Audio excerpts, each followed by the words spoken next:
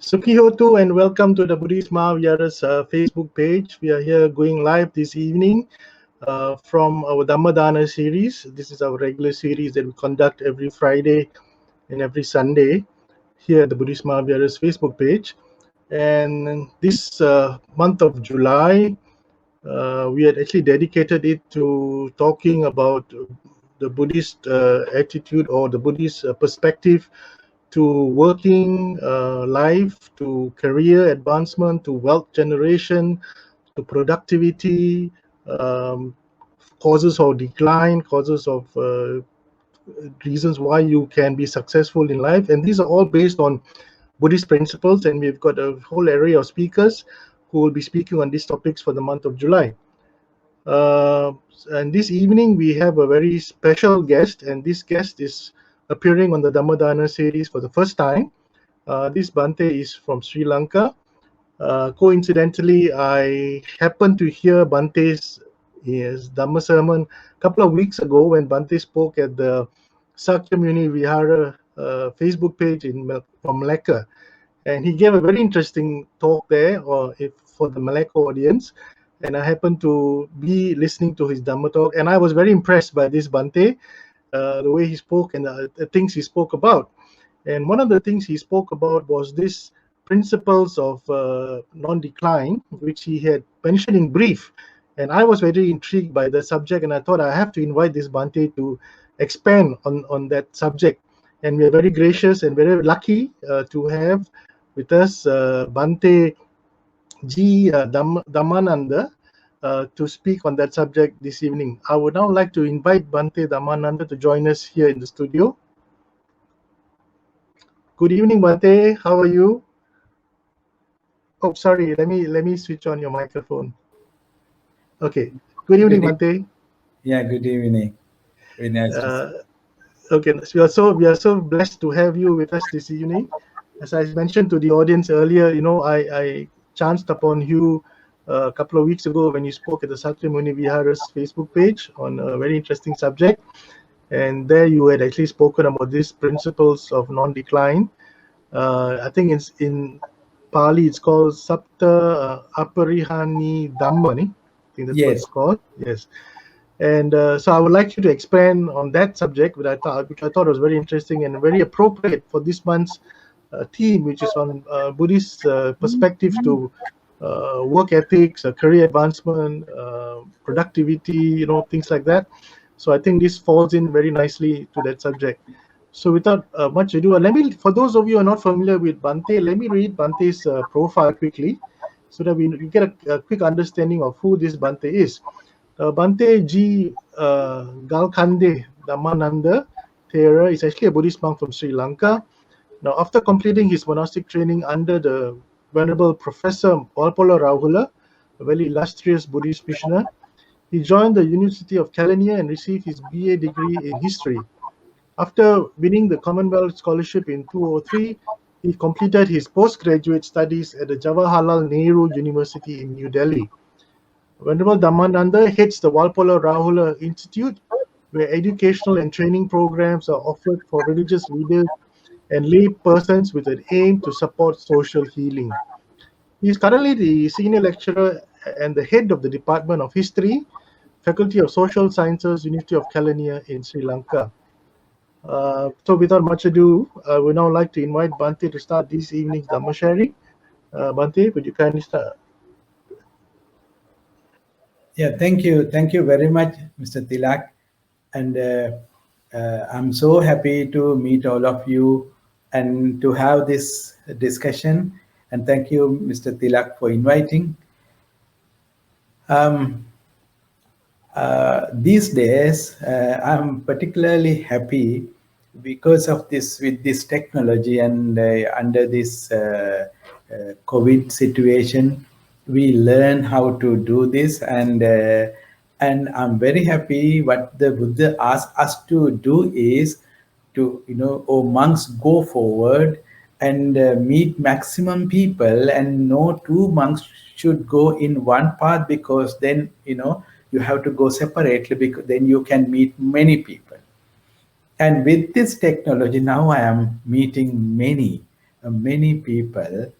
And you won't believe this is the second talk I'm giving today. And after this speech, there is another talk. I am addressing people who are living central part of Sri Lanka. And the earliest talk was to interreligious dialogue group. Many religious leaders came together and addressed them.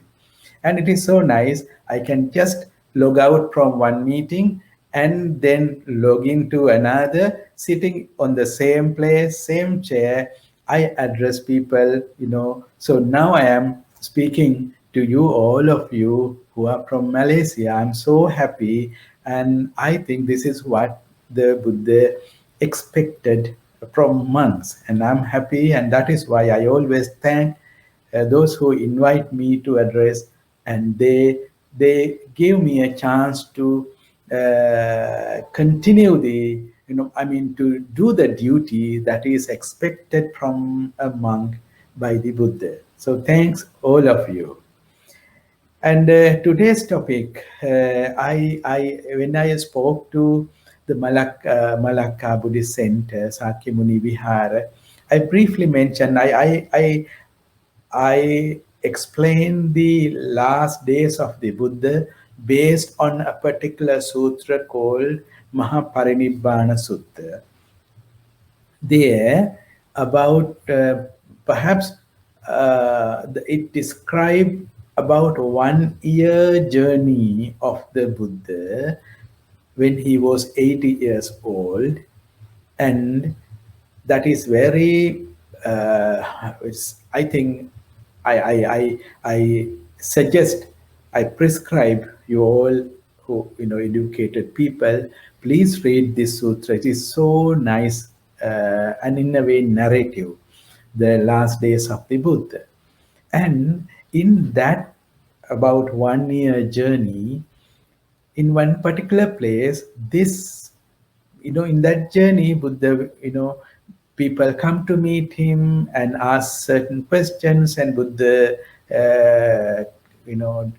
have the discourse with them, dialogue with them, and help them to for their upliftment. And there,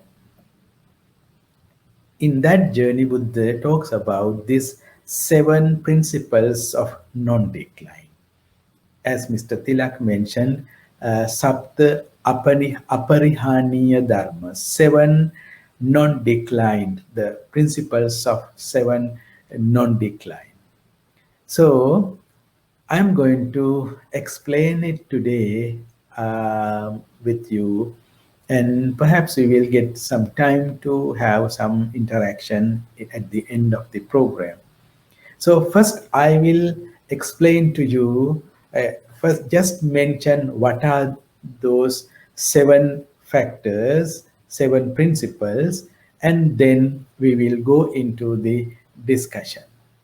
So I'm going to just mention what are those 7 principles of non-decline. Here, the Buddha says, this is the direct translation from the text.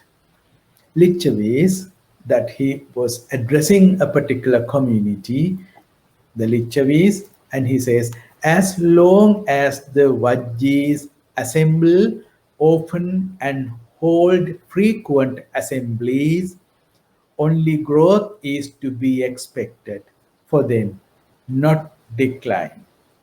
Here, names of 2 communities comes. One is Lichavi. The Buddha was addressing to Lichavi, and the other community was Vajji, and the Buddha was talking about that community, Vajjis. And Buddha was explaining, as long as the Vajjis, or the community of Vajjis, assemble often and hold frequent assemblies, only growth is to be expected for them and not decline. Right? This is the first one. Second one, as long as the Vajjis assemble in harmony. The first place it says the frequent assemblies.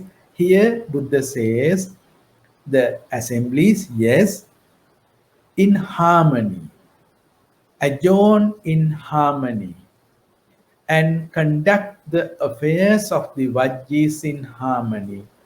Only growth is to be expected and not decline. And then third one, as long as the Vajjis do not decree anything that has not been decreed or abolish anything that has already been decreed, but undertake and follow the ancient Vajji principles as they have been decreed, only growth is to be expected for them, not decline. Here, the first two is simpler and we can understand. The second one, as long as the Vajjis do not decree anything that has not been decreed, that means they do not introduce new decrees.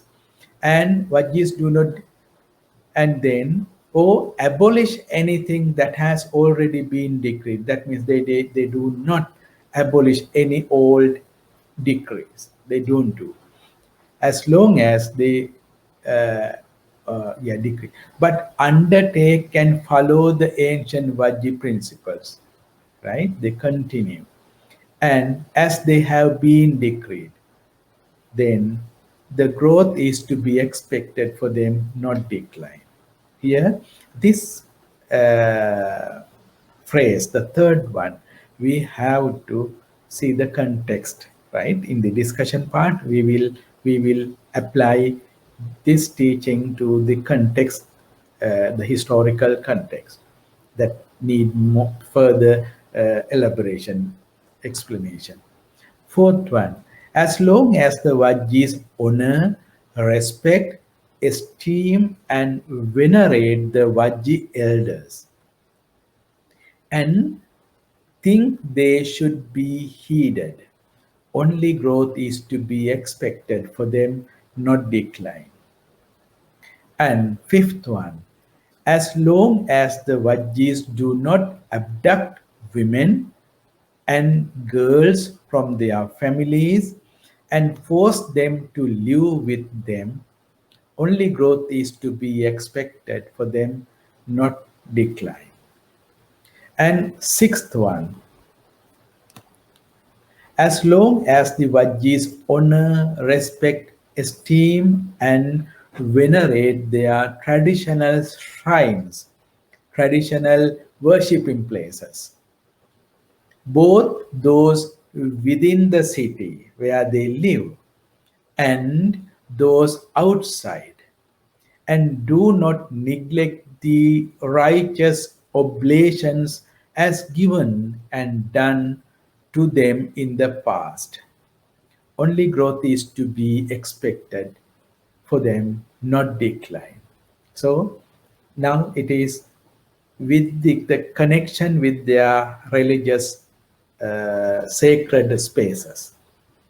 Now the seventh one, as long as the Vajjis provide righteous protection, shelter, and guard for Arahants, that is the spiritually higher people, particularly from Buddhist point of view, those who have gone beyond, achieved the spiritual levels.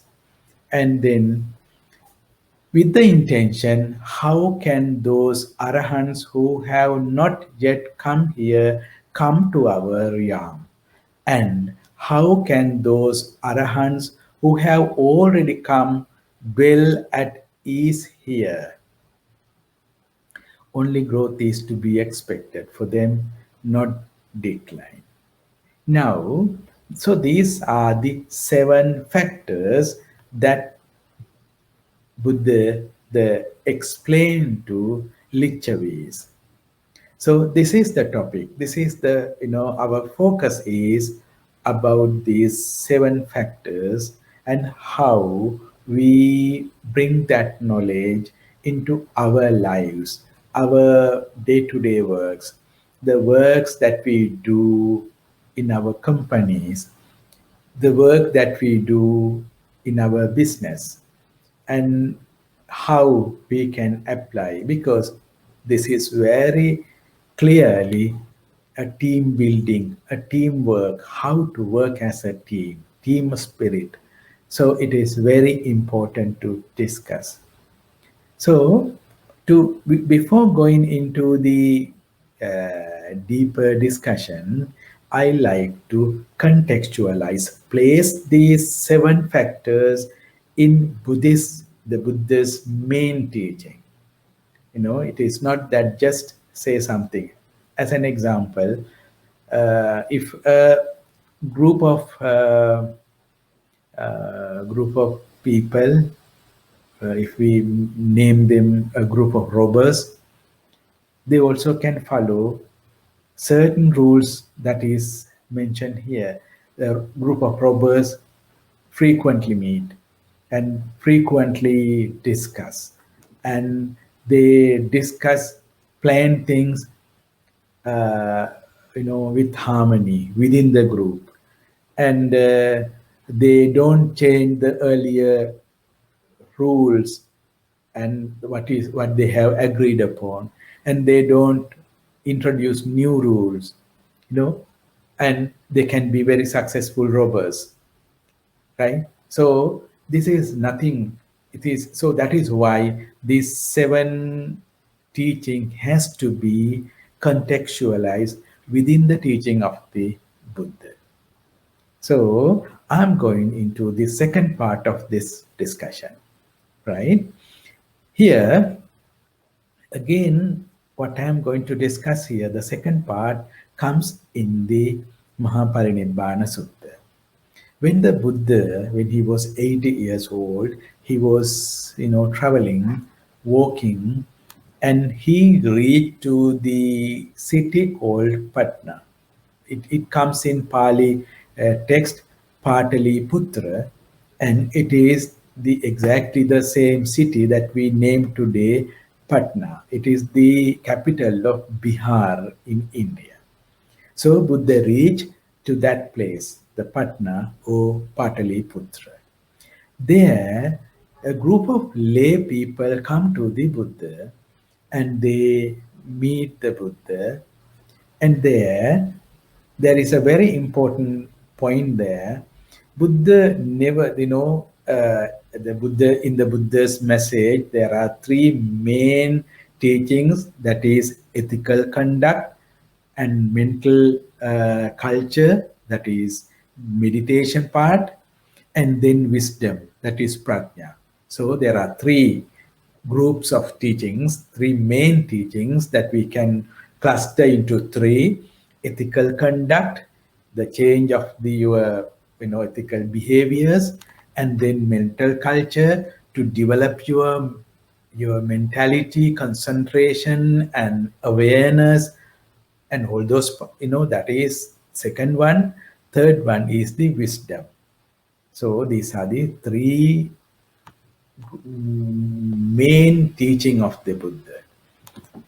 And our Ashtanga Marga, we can classify into these three groups.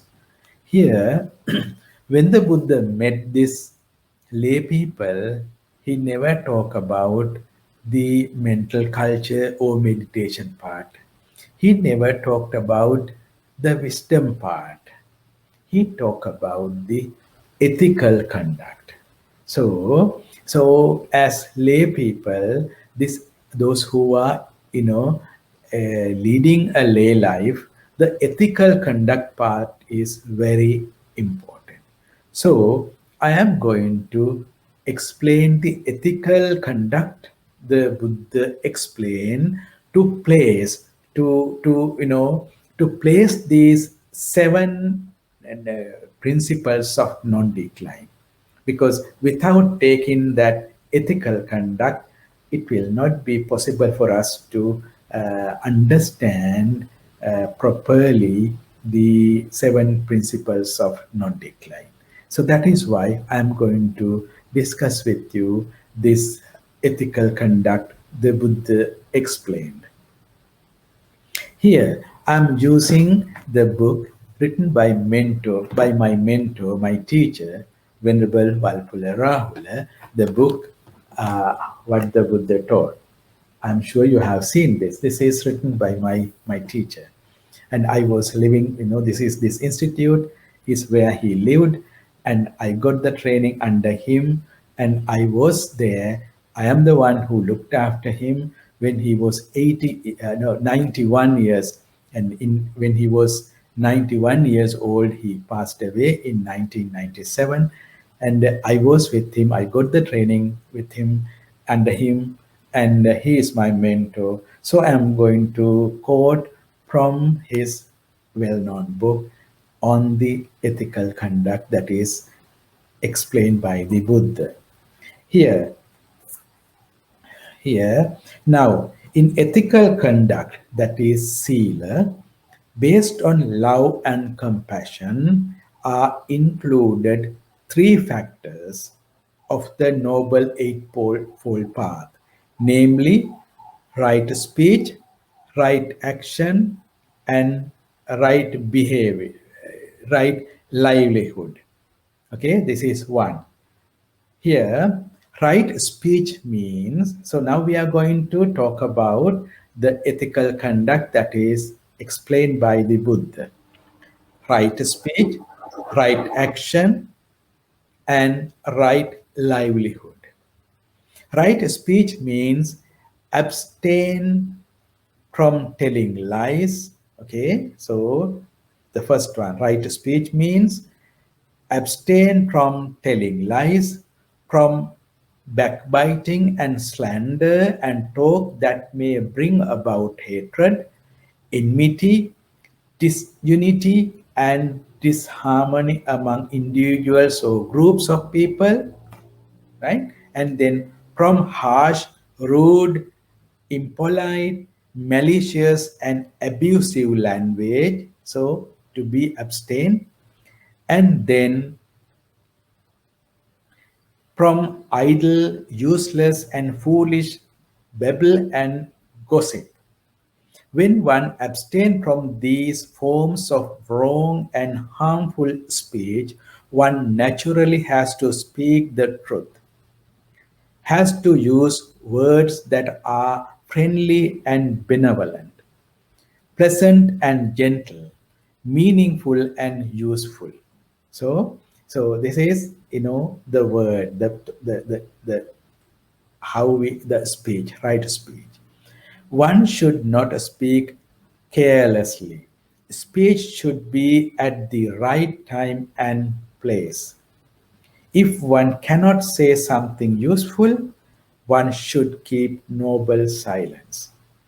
So, this is the first part.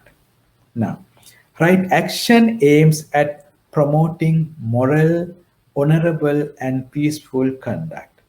It admonishes us that we should abstain from destroying life, from stealing, from dishonest dealings, from illegitimate sexual intercourse, and that we should also help others to lead the peaceful and honorable life in the right way. Now, the last one. I'm not going to read, I'm sure it will be boring for you to, but this is very important for us to develop our discussion. And then, last one, right livelihood means that one should abstain from making one's living through a profession that brings harm to others, right? One should not should lead a life, a way of life that to find the livelihood from making others life in harmful way of and then such as trading in arms and lethal weapons, intoxicating drinks, poisons, killing animals, cheating, etc., and should live by a profession which is honorable, blameless, and innocent of harm to others. One can clearly see here that Buddhism is strongly opposed to any kind of war when it lays down that trade in arms and lethal weapons is an evil and unjust means of livelihood. So, uh, these three factors, that is, right speech, right action, and right livelihood of the Eightfold Path, constitute ethical conduct. It should be realized that the Buddhist ethical and moral conduct aims at promoting a happy and harmonious life both for the individual and for society.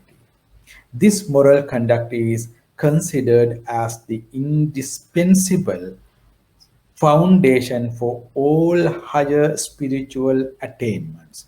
No spiritual development is possible without this moral basis.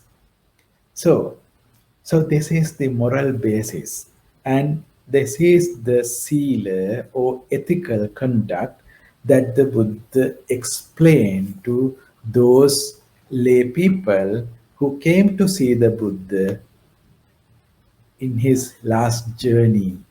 And now we have the base, that the right speech, right action, right livelihood.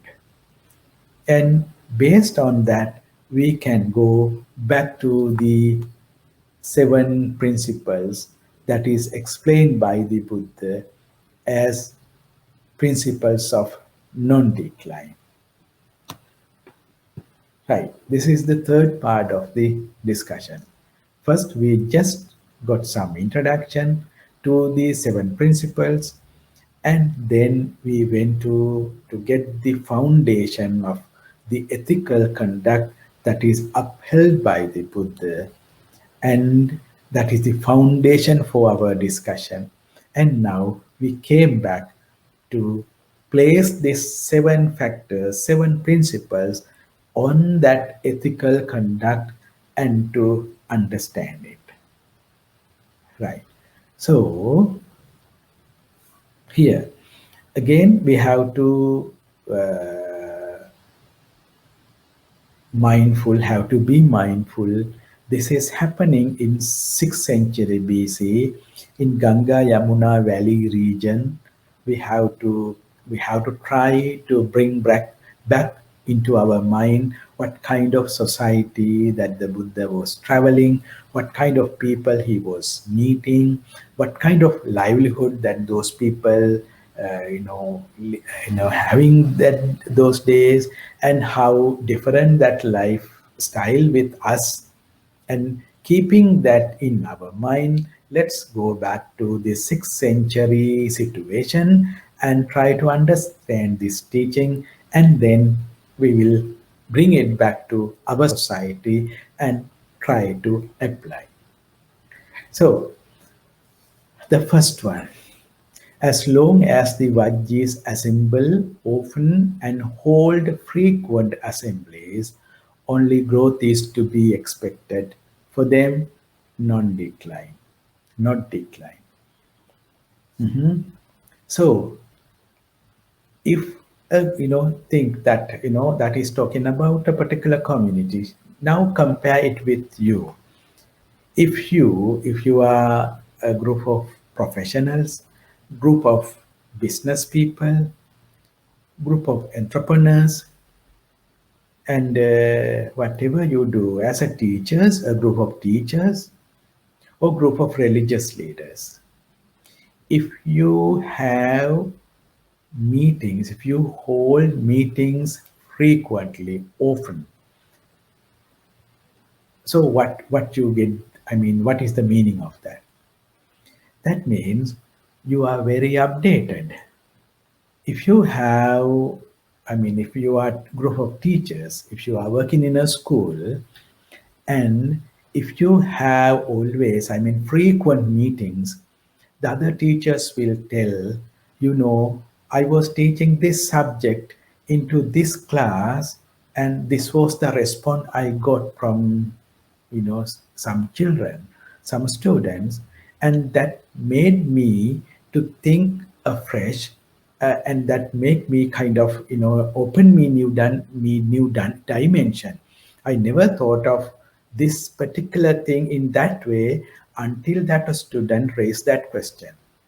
Then what happens? All the other teachers, they learn from that teacher's experience, and that in a way provoke for them to think afresh and to plan their lessons, based on that new learning. So when you have frequent meetings, that means you are updated. If you are in a company, you don't have meetings and you go on working and working, and the learnings from individuals will not be transmitted to the others. So that is why we need, that is the value of having frequent meetings. You are updated, not only what you can learn, positive things, but you can learn the what you have to avoid, certain experiences, certain learnings, based on certain learnings from particular person. You will learn that I should not do that. We have to, in the meeting, you can decide, no, we have, this was the practice, we based on our old learning, now it is no more practical. So that is why the frequent meetings are so important, and that is why those communities, teams that have frequent meetings grow, and they don't decline. The growth has to be expected. I'm sure this is very clear.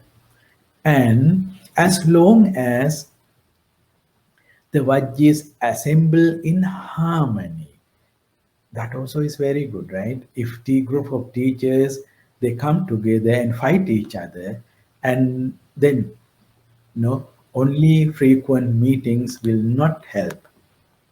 The next meeting again, we will bring back what happened last meeting, and you said this, and it is not true, and that won't be helpful. That will not be helpful for the growth, but decline.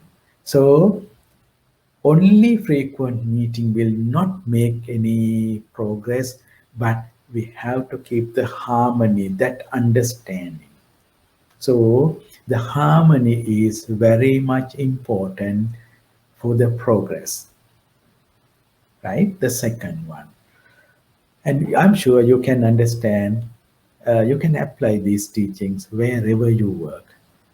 The third one, as long as the Vajjis do not decree anything that has not been decreed, or abolish anything that has already been decreed, but undertake and follow the ancient Vajji principles as they have been decreed, only growth has to be expected and not decline.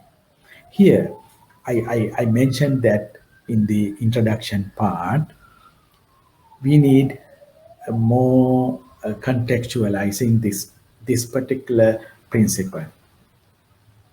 These Vajji people were clan-based society, right? It is the tribe and clan, and the clan leaders were the heads of each clan, and then tribal leaders, and those leaders come together, have the discussion, and go back to their own communities and practice or implement what is discussed in the gathering hall. And this society, this community is not fast changing society, that we have to understand. It is not like the life, the life that you are leading today in Malaysia or anywhere in the world. We are living in the fast changing society, and when it becomes fast changing society, perhaps we need to implement new certain regulations, certain practices we have to introduce because change is so fast.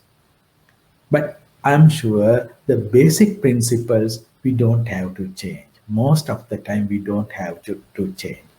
But the fast changing society, we have to apply this teaching, taking into the consideration the context.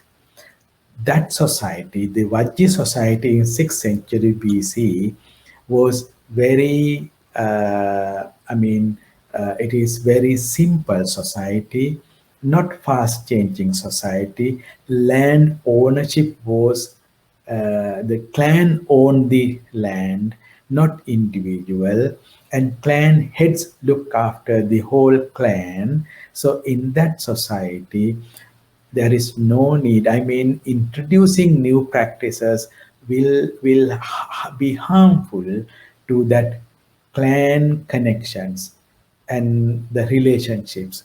So that is why the third rule is very important for the progress of that community and not decline. And when this we bring into our day-to-day practices, I am sure we don't have to change our basic principles, basic things, but perhaps we will have to introduce new ways of addressing certain things based on the nature of the fast changing. Right, let's go into the fourth.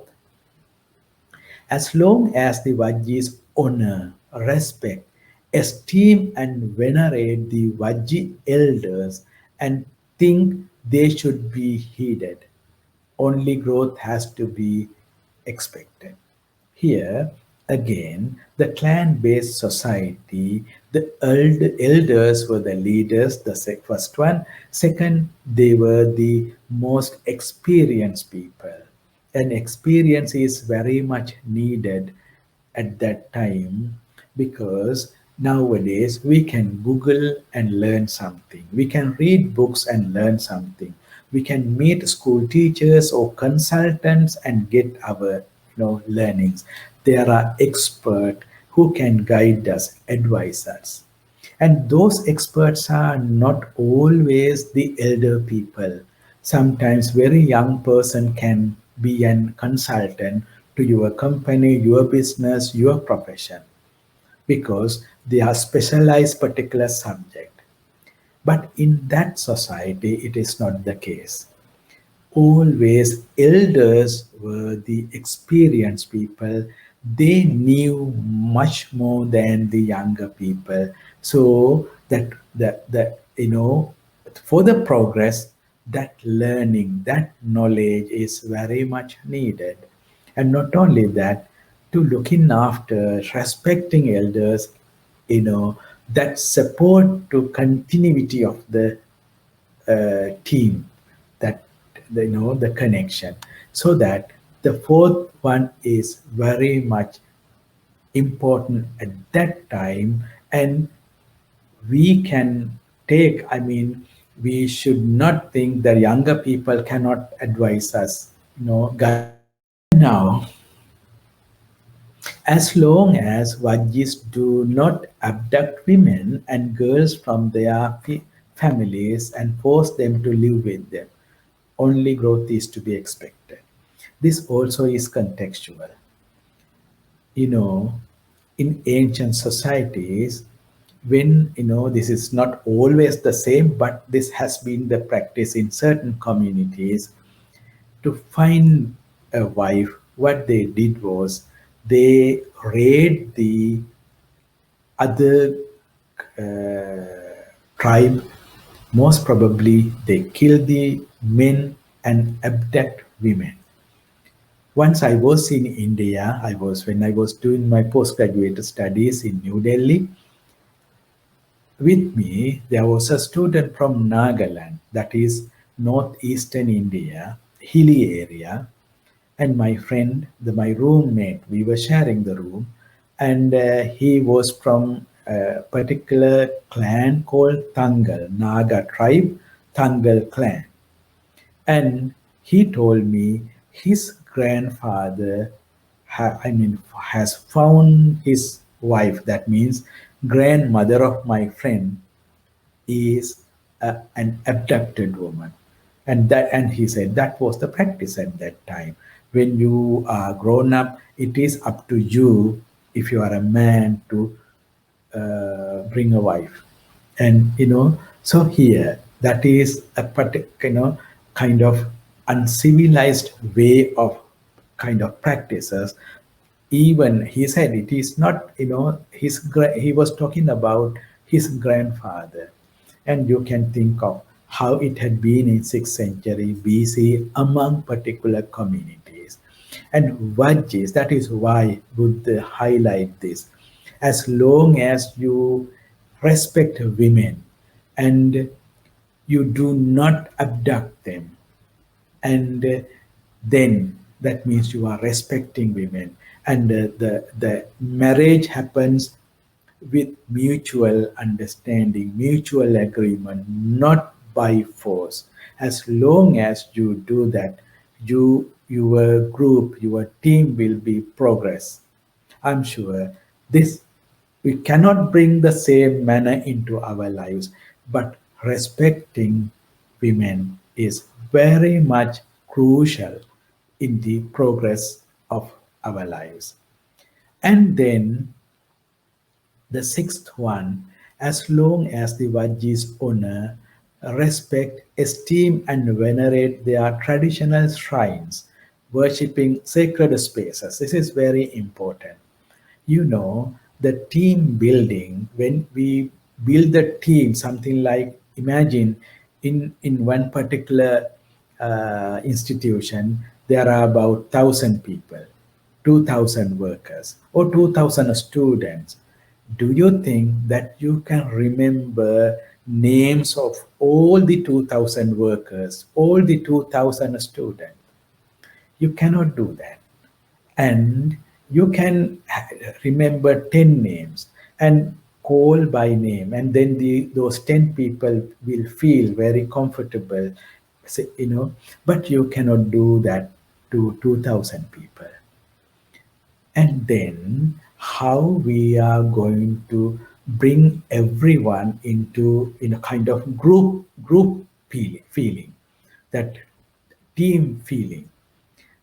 Always, maybe the founder of your company, his statue, and you keep it somewhere in a higher pedestal, and you look at that statue with respect, and you will have a particular day that you commemorate the founder of your organization. So it is kind of sacred space. It is kind of a space that everyone feel connected. That is the place when we have that commemoration day, you feel we are one.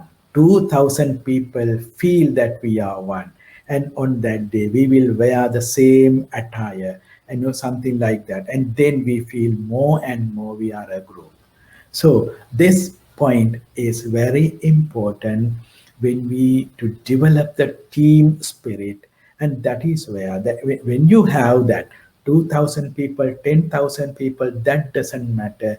You feel that we are one group. We are, they are very motivated. So that is where the sixth one is very important, to continue the sacred spaces where people come together as a group, right? And then we go into the seventh.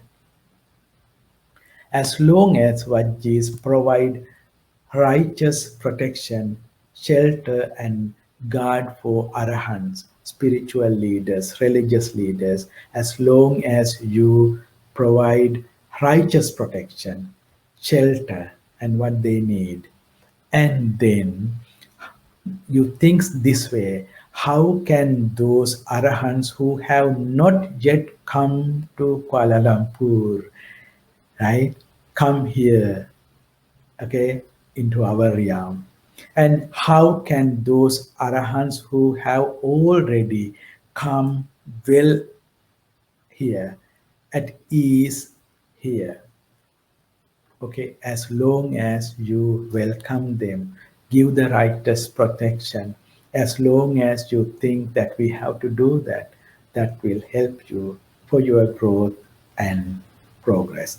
So as long as you follow these 7 principles of non-decline, you always have to expect the progress and not decline. So I'm sure. Uh, so we and see these 7 principles very much go with the ethical conduct that is upheld by the Buddha, and it is not out of that, but within that teaching, the right of speech, right? It is there when you frequently meet and with harmony. That means how to keep harmony, the language that we use, and the wordings that we use, and then the whether this is true, and whether this is the way I should put it into the language, and whether this is the right moment to talk about it, and all these comes under right speech, whether this is true, and whether this is a useful, or whether I am harsh. Okay, so see, the righteous speech, the right speech is very much go with the frequent meetings and the livelihood. And as long as you don't do anything that is harmful to those who are living, the other living people, and you are continuing the interdependence, that is, the interconnectedness, and everyone think of the well-being of the others. So, my friends, I'm sure this discussion will help you to think more, and with your experience, you can develop these ideas, and you can put into practice wherever you work, wherever uh, whether in your community, working place, your business, whatever. So this is the path for the progress and not decline. So I will, end here, and I don't know whether I continue more than I was expected to speak. Anyway, I like to open now for a few minutes, and then we will end the discourse. Thank you very much.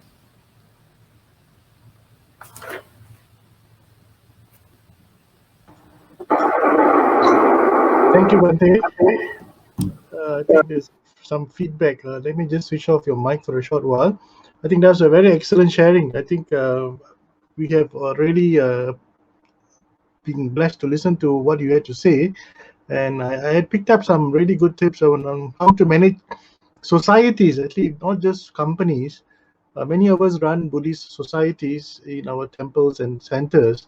And I think this advice is very appropriate for us to conduct ourselves as Buddhist centers or Buddhist temples, to manage the temples properly and to make sure that the Buddha Dhamma carries on for the next maybe 2,500 years. But I have one question, Bhante. I don't see many questions from the audience at the moment, except for one. Yes, I think there's one question. Let me just post that question to you. Bhante, can you see that question? Yes, yes, that is very much true. Sila is not only for Buddhists to observe, but whole of mankind. Do you agree? Yes, very much. Yes, very much. It is. It is to everyone, all living being. I mean, and even one, imagine one is Islam, one is Christian, whatever. The sealer does not harm to his or her belief while worshipping, following their religious whatever they can follow the ethical conduct or sila that is prescribed by the Buddha. I very much agree with you. Bhante, you mentioned one of the points in the 7 points, that is respect for women. But as you know, in most parts of the world, there is the thing called women's rights, simply because men normally do not pay much heed or respect the women, and they always look down or downplay the importance of women in society or in the corporate world as well. What is your advice in these modern times, taking into context what you had mentioned about the advice given by the Buddha to the Vajis as far as women are concerned? Well, I think this is something very important point, and again, I like to connect this with right speech, right attitude. All these things are connected, and sometimes without our knowledge, certain learnings from our past, from the society, and sometimes we will use certain words that judging women and thinking women are weak and women cannot do certain things. That kind of beliefs will be there, and sometimes we don't realize that kind of things are there, and sometimes without our knowledge certain words will come out, no, this and that is where I always emphasize the mindfulness, be aware, and always use the word mindfully. Then that kind of things, we can refrain from, and respecting, and and whether it is wherever. And sometimes I, as a Buddhist monk, I see certain rules, particular rules for women in religious spaces. I don't think it goes well with the teaching of this, the Buddha's teaching, and we have to respectfully accept them, and then only, I mean, if we put up certain rules particularly for women, that means we are discriminating. We say that they are different, they should behave in a particular way, and men, I think, as particularly religious people, Buddhist monks, I am mindful about this. And let me share with you one experience. Once a couple of French people came here, and they wanted to go for a walk, and I went with them. There was a meditation center, and they liked to go there to see. I said, okay, let's go. And when we go, entrance, there was a, signboard, and it says something like, women in this particular cloth, or, should not enter. And I found it is very, then these are the things I see, that, we can keep on saying that we always respect, and, but we, in very subtle way, send messages that they are inferior. I think this is not that right based something, the way I understand.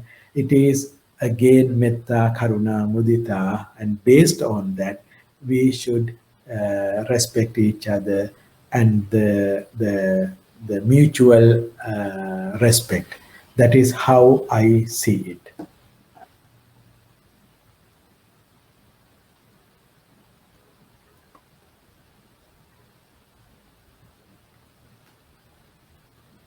Yes, yeah. Thank you very much. That Buddha also taught these 7 conditions of welfare to the monks with some amendments. And yeah, there are a series of 7 amendments. And the thing is, perhaps if Mr. Tilak, we can have another session, because it is very important point and it needs time, and already the time is so I know it will be a very good topic, how it is different, and compare, and that will be a very Sure. good.